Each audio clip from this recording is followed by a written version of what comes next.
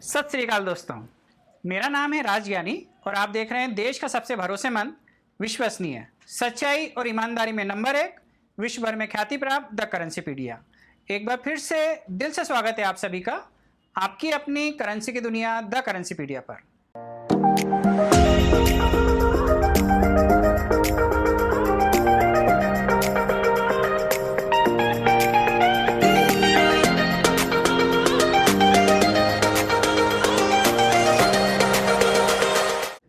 दोस्तों, आज हम आपको दिखाएंगे एक खास एपिसोड, क्योंकि आज हमारे साथ हैं एक श्रेष्ठ और सम्मानित व्यक्ति जिन्होंने मुद्रा शास्त्र में अतिशय योगदान दिया है, श्री अशोक सिंह ठाकुर जी। आइए शुरू करते हैं। ये वीडियो हमने शूट किया था इंदौर में। नमस्कार सर। नमस्ते सर। कैसे हैं आप? एकदम ठीक। मैं हूँ अशोक सिंह ठाकुर, मैं चंद्रपुर महाराष्ट्र से बिलोंग करता हूँ जी। और मैं एग्जीक्यूटिव मेंबर हूँ न्यूमिस्मेटिक सोसाइटी ऑफ इंडिया का, जिसकी हम सेंटेनरी मना चुके हैं जी। भारत की सबसे पुरानी और विश्वसनीय भारतीय मुद्रा परिषद न्यूमिस्मेटिक सोसाइटी ऑफ इंडिया। और मैं लगातार 15 सालों से INTACH Indian National Trust for Art Culture and Heritage, जो दिल्ली में हमारा एनजीओ है जी, उसका गवर्निंग काउंसिल का मेंबर हूँ। जी। मेंबर होना कोई बहुत बड़ी बात नहीं है, लेकिन हम जिस मिशन के लिए काम करते हैं कि हमारी भारतीय संस्कृति सिक्कों के माध्यम से, इतिहास को हम अपने सिक्कों के माध्यम से जीवित रखें। वो इसीलिए जीवित रखें कि कॉइन्स जो होते हैं वो रिटर्न एविडेंस होता है, और रिटर्न एविडेंस कभी झूठ नहीं बोलता। जैसे आईना कभी झूठ नहीं बोलता, वैसे रिटर्न एविडेंस झूठ नहीं बोलता है। हम उस काल के सिक्कों में, चाहे किसी भी काल का सिक्का हो, उस काल के सिक्कों में उसकी लिपियाँ, उनके इंस्क्रिप्शन, अगर बस्ट बना है तो बस्ट, और उसमें तमाम गतिविधियों उस ज़माने में जिस काल में वो सिक्का बना उसको अंकित रहती है जी। तो हमारा सिक्का हमारे इतिहास का एक बहुत बड़ा रिटर्न एविडेंस है, जिसे हमें आने वाली पीढ़ी को ये सजग करना है कि इसे हम बचाएं। अगर ये बचेगा तो हमारी विरासत बचेगी, ये नहीं बचेगा तो हमारी भारतीय विरासत नष्ट हो जाएगी।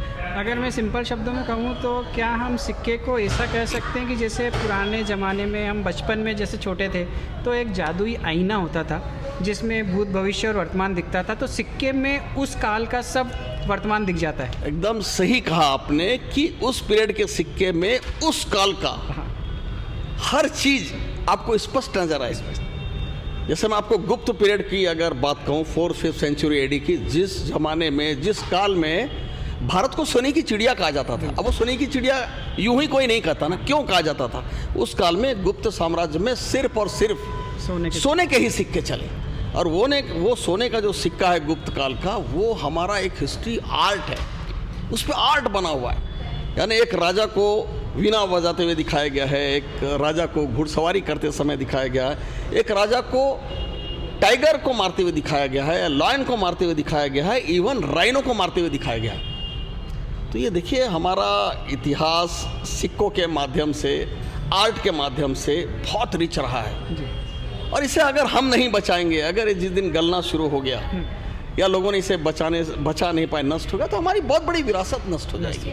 और जिस कंट्री की विरासत नष्ट होती है, आप देख रहे हैं आज दुनिया में क्या चल रहा है, सिर्फ संस्कृति का ही उसमें योगदान है और किसी का नहीं। और मैं तो आपको देख रहा हूँ कि आप चाहे दिल्ली हो, चाहे मुंबई हो, चाहे नेपाल हो, चाहे दुनिया का कोई सा भी देश हो, आप भारत का प्रतिनिधित्व करने वहाँ उपस्थित रहते हैं और पूरे तन मन धन से लगे रहते हैं। देखिए सर, ये मेरा पैशन है, इतिहास को बचाना।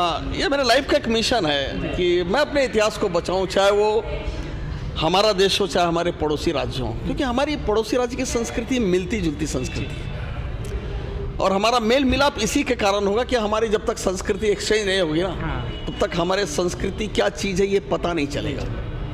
और हमारी भारत की संस्कृति का डंका आप तो देख चुके हैं कि पुराने नोटों पे गणेश जी का अंकन, तो ये तो हमारे विरासत की, हमारी संस्कृति की एक बहुत बड़ी छाप है ये। आज थाईलैंड हो, कंबोडिया हो, तृतीयनाद हो, कई राष्ट्रों ने, मॉरिशस हो, देखिए हमारा हिंदू कल्चर इतना महत्वपूर्ण और हमारी संस्कृति इतनी रिच थी कि आज हम धीरे धीरे सिमटते जा रहे हैं। तो हमारे सिमटते हुए परिवेश को देख के मुझे ऐसा लगता है कि हम इसे फिर से विस्तार करें इसका। हमारी संस्कृति जैसे पहले बाहर थी वैसे आज भी बाहर जाए और लोग उसको रिस्पेक्ट करें, हमारे कल्चर। बहुत अच्छे विचार हैं आपके सर, और आपका जो मिशन है, हमारी शुभकामनाएं हैं कि आप कामयाब हो, और हम भी एक छोटा सा योगदान अपनी तरफ से जितना दे सकते हैं उतना देने का प्रयास 100% करते हैं। जैसे राम सेतु जब बन रहा था रामायण काल में, तो वहाँ पे ब्रिज बनाने के वक्त ऐसा कहा जाता है, ऐसा इतिहास में दर्ज है कि एक छोटी सी गिलहरी भी जाती थी, रेत में लोट लगाती थी और फिर जहाँ ब्रिज बनता था वहाँ के अपनी पूँछ झाड़ देती थी। तो हम उतना भी अगर कर पाए न्यूमिस्मेटिक फील्ड के लिए तो हम अपने आप को बड़ा सौभाग्यशाली मानेंगे।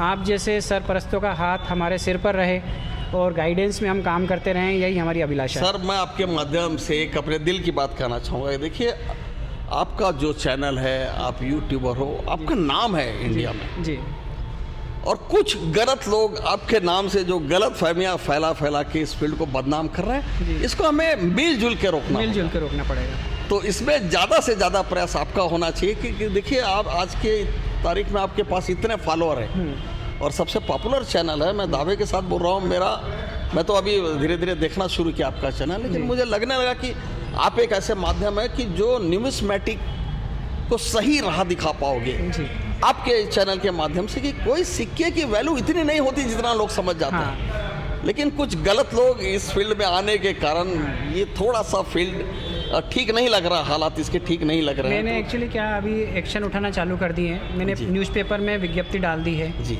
वकील एक हायर कर लिया है जी, और हर जगह मैंने रिपोर्ट करना चालू कर दी है। 2 बंदों की टीम लगा दी है, एक बेंगलोर में है, एक बॉम्बे में है। वो 24 घंटे यही काम करते हैं कि जितने भी फेक चैनल हैं उन सब की रिपोर्ट करना और उन सब चैनल को वहाँ से हटवाना।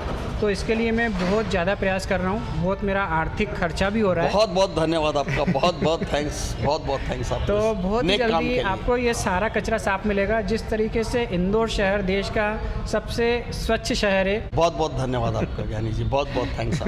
Thank you so much. बहुत अच्छा लगा सर आपसे मिलके, और आपने अपने कीमती समय में से इतना समय दिया, तो हम आपके आभारी हैं। बहुत बहुत धन्यवाद।